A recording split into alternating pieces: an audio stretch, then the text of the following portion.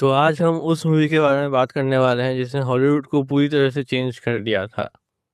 10 साल पहले रिलीज हुई ला ला लैंड ने हॉलीवुड को पूरी तरीके से सरप्राइज कर दिया था और कई सारे क्रिटिक्स ने भी इसको बहुत ही ज़्यादा अप्रिशिएट किया। इसी की वजह से इसने ऑस्कर में कुल मिला के 6 ऑस्कर्स जीते थे।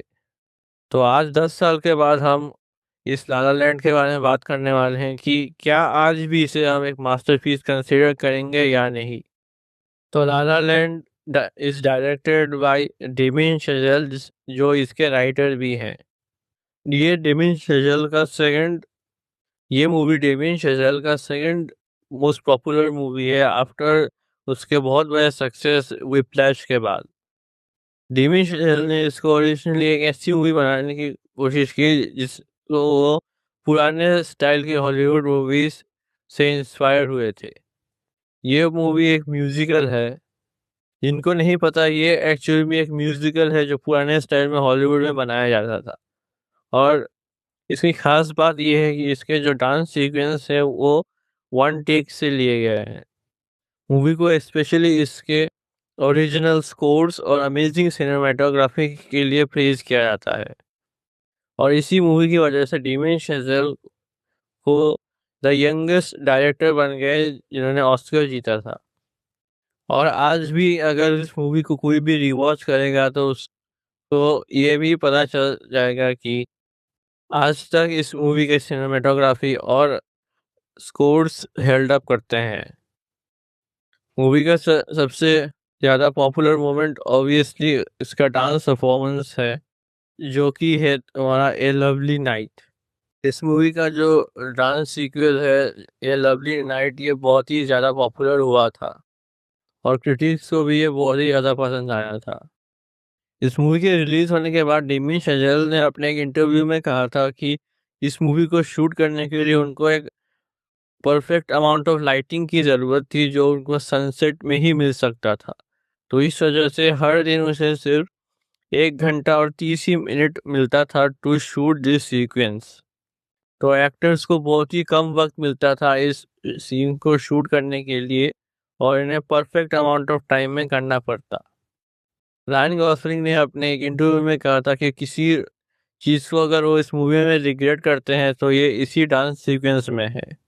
उसने ये कहा था कि अगर आप उसने ये कहा कि उसे पता नहीं था कि ये पर उसने कहा था कि उसे ये नहीं पता था कि ये पर्टिकुलर पोज ही जाके मूवी का पोस्टर बनेगा। अगर आप पोस्टर को ठीक से देखोगे तो कंपेयर टू एमा स्टोन के अगर आप पोस्टर को ठीक से देखोगे तो आपको पता चलेगा कि एमा स्टोन के पोज के कंपैरिजन में रायन गॉसलिंग का जो पोज है वो थोड़ा सा डिफरेंट है। रायन गॉसलिंग ने जो एरो अपने हैंड से बनाया था वो थोड़ा सा टेढ़ा था as compare to Emma Stone. Originally Ryan Gosling को लगा था कि ये चीज़ बहुत ही ज़्यादा कूल होगा, बट जब उसे पोस्टर देखा तो उसे पता चला कि ये बहुत ही ज़्यादा वियर्ड लगता है। साथ ही साथ रायन गॉसलिंग ने इस मूवी के लिए साथ ही साथ रायन गॉसलिंग ने इस अपने रोल के लिए पियानो प्रैक्टिस करना भी सीखा था। उसने हर दिन एटलीस्ट 3 आवर्स प्रैक्टिस किए इस अपने रोल के लिए। डेमियन चज़ेल को स्पेशली इस मूवी के प्रोडक्शन डिज़ाइन के लिए बहुत ही ज़्यादा प्रेज मिलता है। डेमियन चज़ेल ने स्पेशली इस मूवी के प्रोडक्शन डिज़ाइन और कलर ग्रेडिंग पे बहुत ही ज़्यादा मेहनत किया है और उन्होंने कहा है कि इसको उन्होंने एज मच एज पॉसिबल पुराने हॉलीवुड मूवीज से इंस्पिरेशन लिया है। इस मूवी की लव स्टोरी बॉलीवुड पूरे हॉलीवुड में इस मूवी की लव स्टोरी बहुत ही ज़्यादा पॉपुलर है और आजकल हम ये भी कह सकते हैं कि La La Land is a modern masterpiece. Movie की लव स्टोरी का मेन जो मीनिंग है वो है कि ये हमारे जो दोनों मेन कैरेक्टर्स हैं मिया और सेबेस्टियन, वो अपने ड्रीम्स को तभी जाके अचीव कर पाया जब उनको एक दूसरे से मिले वो लोग। तभी जाके उन्होंने अपना ड्रीम पूरा कर पाया जब वो एक दूसरे को सपोर्ट किए। अगर उनकी लाइफ में वो कभी एक दूसरे से नहीं मिलते तो वो कभी भी अपने ड्रीम्स को अचीव नहीं कर पाते। जैसे कि डिनर सीन में जहाँ पर एमा वॉटसन डिनर सीन में जहाँ पर मिया सेबेस्टियन को कहती है कि क्या ये सच में उसका ड्रीम है, क्या वो इस तरह सच में अपने ड्रीम को अचीव कर पाएगा। इस तरह से एमा सपोर्ट कर रही है सेबेस्टियन को ताकि वो रियलाइज कर पाए कि ये उसका ड्रीम नहीं है और वो अपने ड्रीम से दूर जा रहा है। उसी तरह जब सेबेस्टियन को कॉल आता है फ्रॉम द प्रोड्यूसर ऑफ जब सेबेस्टियन को कॉल आता है प्रोड्यूसर से जिसने मिया का परफॉर्मेंस देखा था एट द थिएटर वो तुरंत मिया के घर जाता है और उसे एनकरेज करता है कि इस ऑडिशन को वो ज़रूर अटेंड करे और ताकि इससे वो अपने ड्रीम की तरफ बढ़ सके। भले ही मिया मना करती है पर वो जानते हैं कि इसी तरह से वो अपने ड्रीम को अचीव कर पाएगा और वो उसे एनकरेज करता है। इसी तरह दोनों ही एक दूसरे को बहुत सपोर्ट करते हैं ताकि वो अपने ड्रीम्स को अचीव कर पाए। मूवी के एंड में हमें ये बताया जाता है कि किस तरह उन दोनों के पास दो चॉइस था, या फिर वो अपने ड्रीम्स को अचीव कर पाते या अपने प्यार के लिए एक अच्छी जिंदगी एक साथ बिता पाते प्यार के लिए एक अच्छी जिंदगी बिता पाते। पर कुछ अचीव करने के लिए उन्हें कुछ सेक्रीफाइस ज़रूर करना पड़ता, इसीलिए उनको दोनों में से कोई एक चूज करना पड़ा।